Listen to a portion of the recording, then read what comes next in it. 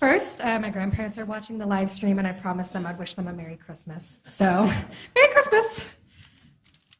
Okay. The people walking in darkness have seen a great light.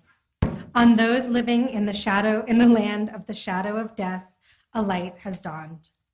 For to us a child is born, to us a son is given, and the government will be on his shoulders. And he will be called Wonderful Counselor, Mighty God, Everlasting Father, Prince of Peace. Of the increase of his government and peace there will be no end. He will reign on David's throne and over his kingdom, establishing and upholding it with justice and righteousness from that time on and forever. The zeal of the Lord Almighty will accomplish this. Thanks be to God. Merry Christmas, church. I FaceTimed with Jeannie before I come in tonight, and she sends her love. I'm reading from the Gospel of Luke, the 2nd chapter. This is where Luke is telling us about the birth of Jesus. In those days, Caesar Augustus issued a decree that a census should be taken of the entire Roman world, and everyone went to his own town to register. So Joseph also went up from the town of Nazareth in Galilee to Judea, to Bethlehem, the town of David, because he belonged to the house and the line of David. He went there to register with Mary, who was pledged to be married to him and was expecting a child. While they were there, the time came for the baby to be born, and she gave birth to her firstborn, a son. She wrapped him in cloths and placed him in a manger, because there was no room for them in the inn. Hallelujah. Thanks be to God. Well, we've called this evening, this service, an intimate Christmas Eve. And I think the word intimate is an interesting word. It comes from the Latin word intimus, which means innermost. And that in turn makes up the Latin word intimare, which means to make known, to announce, or to impress. And I think that the innermostness and the making known really fits into the Christmas story. And if you look at the picture on the front page of your bulletin, it was painted in 1622 by Gerard van Honthorst. And you can see all those aspects coming together in that picture. The innermost radiance of Christ being made known and announced. And you can see the way it impresses itself, that innermost nature, on Mary and Joseph and the shepherds. The revelation of the innermost nature of Christ opens up the innermost nature of all who are witnessing it, and so that intimacy in that picture is being shared. And we all come here tonight to share in that intimacy. Every year, churches all the way around the world try to explain what the real magic of Christmas is. And here it is. We're gathering together here to allow ourselves to witness the innermost nature of our humanity, the divine part of Christ born 2,000 years ago. And as we witness that, we allow it to be made known to us and to have it impress itself on us. And by doing that, we allow ourselves to be opened up to that magic inner Christ that's within us.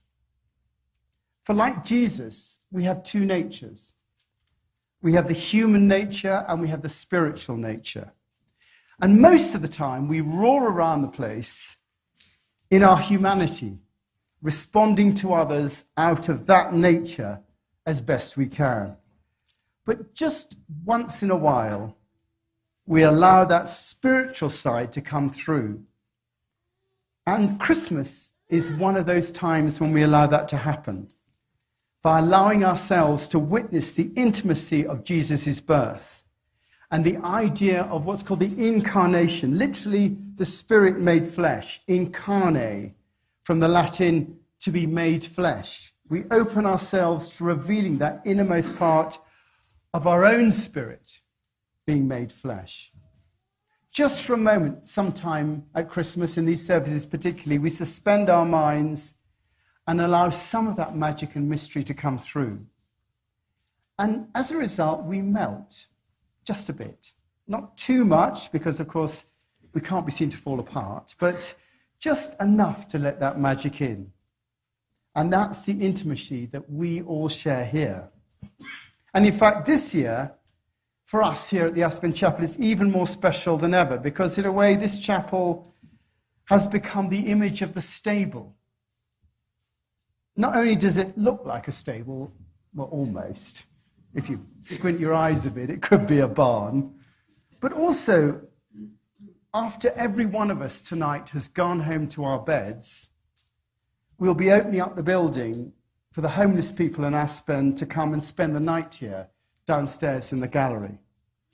All this winter, from December the 1st through to March 31st, we're turning the chapel downstairs into a night shelter to help those who found that there's no room in the inn.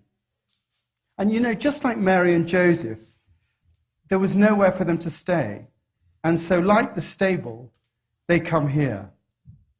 And I think there's a special intimacy in that too. The rudeness of the place, the stable, the roughness, the unmadeness of the stable that Mary and Joseph lived in that night. The intimacy of bedding down in straw and the intimacy of giving birth there. We love to hear children noises, by the way, so don't feel you have to. If you do, you can, but we love that to hear children. Better to have children screaming than no children at all, I always say. But that intimacy of bedding down in the straw and giving birth there, all that intimacy is the same as people bedding down in their clothes probably tonight here. And in being here, although we will mostly be going to our homes, we share that with them. We're part of that intimacy. And as such, that also opens up to a loving, caring, and deeper level in ourselves. So we have a spiritual opening up, the revealing of the Christ. And we have the human opening up of the sharing of the stable. And finally, those two, we also have the sacredness of this moment, the intimacy of this moment. And there's a certain intimacy that we share just by being present together. Because there's nothing more intimate than the present moment. All heaven and earth is held in this moment. All humanity and divinity are held in this present moment. There's nothing more and nothing less in all the universe than this present moment now. And we share it. We share it as presence. We bring each of us our presence to it. And we share it with the presence of all those who are around us. It's actually known as the sacrament of the present moment. Sacrament is literally the holy invocation of God. That's what the word sacrament means. It's about a calling of God into a place. And we have the sacrament, the holy calling into presence of God in this moment. And so as we open ourselves to our spiritual nature and our human nature, we become aware of that present nature, the holy calling of God.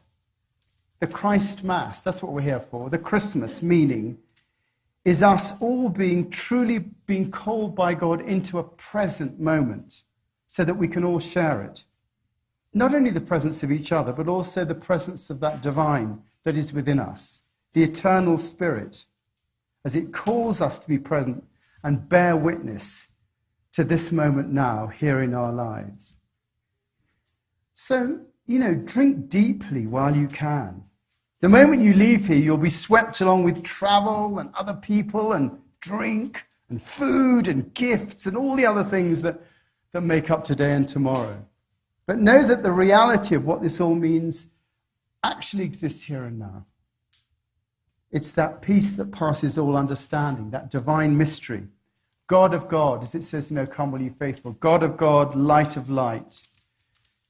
We can say, yea, Lord, we greet you, born this happy morning, word of the Father now in flesh appearing. And this is the center of our being. All our striving, all our effort, everything we could want, actually is here in the present moment for all of us. The rest is just what our minds think of it. How we think we'll get what we want or not get what we want, what we have to do, what we must do without. All that's just in our minds and pales in the moment that we're called into being right now. That presence. The presence of the silent night. And remember, this present moment doesn't just have to be for Christmas. You know, you can reach this present moment anytime you choose to. You know, at home, you know, even here at chapel sometimes on 9:30 on a Sunday morning. We can live stream if you want to watch in bed. And of course, you know, the moment is available to us at all times everywhere because we're always here now. If you could but realize it. You know, when have you ever been in the past? When will you ever be in the future? Never. You'll always be here right now. You're always in this blessed now, if you could realize it. So take this moment now and remember it. Literally re-memoir, call it to mind. Remember, next time you feel off base, next time you're down, next time you're unsure of where to go, because it's always there for you. And it's why we say Merry Christmas to each other. Literally, delight in the Christ moment. That's what Merry Christmas means, delight in the Christ moment. It is, in fact, the innermost part of everything.